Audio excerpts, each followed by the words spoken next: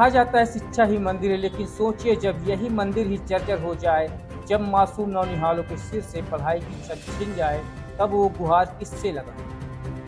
प्रशासन से उम्मीद टूटी, जनप्रतिनिधियों ने अनसुना किया तो अब मासूम बच्चों ने अपनी समस्या सीधे गणपति बप्पा को सौंप दी। मंडला से ये हमारी खास रिपोर्ट देखिए। ये तस्वीर है मंडला के कलैया टोला प्राथमिक स्कूल, जहाँ करीब 2 दर्जन बच्चे पढ़ते हैं, लेकिन उनके स्कूल की हालत इतनी खराब है कि कभी बड़ा हादसा हो सकता है। टूटी फूटी दीवारें, जर्जर छत, पढ़ाई तो दूर यहाँ बैठना भी खतरे से खाली है। मजबूरी में बच्चों को गांव के रंगमंच पर पढ़ाई कराई जाने लगी, लेकिन वो सहारा भी कुछ महीनों का ही निकला।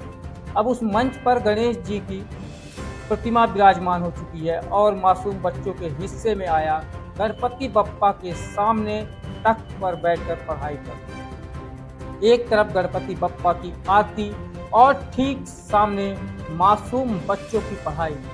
तस्वीरें बता रही हैं कि हालात ने इन्हें कितना मजबूर कर दिया है। ना स्कूल की इमारत, ना पक्की छत, नौनिहाल आज भगवान से ही मांग रहे हैं ज्ञान का आशियाना। बच्चों ने बाकायदे अपने हाथों से लिखकर गणेश जी को आवेदन दिया है। कहा है, पप्पा जब अधिकारी और नेता हमारी नहीं सुन रहे हैं तो आप ही हमारी प्रार्थना सुनिए। शिक्षक भी मानते हैं कि हालात बेहद गंभीर है।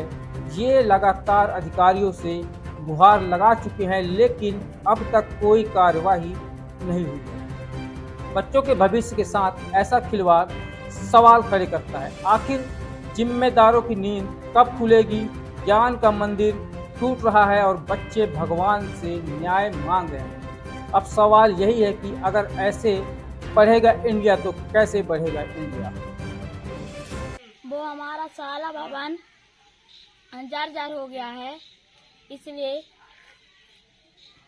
हम हमारा साला भवन को बनवाने की कृपया दें और हम गणपति बप्पा को साला बनवाने की पत्र एक बप्पा को दे हैं और हमारा बात कोई नहीं सुन रहा है। बप्पा जी, आप सभी अधिकारी लोग को सद्बुद्धि दें और हमारे स्कूल जल्द से जल्द बनने की कृपया करें। स्थिति भवन जर्जर होने की है।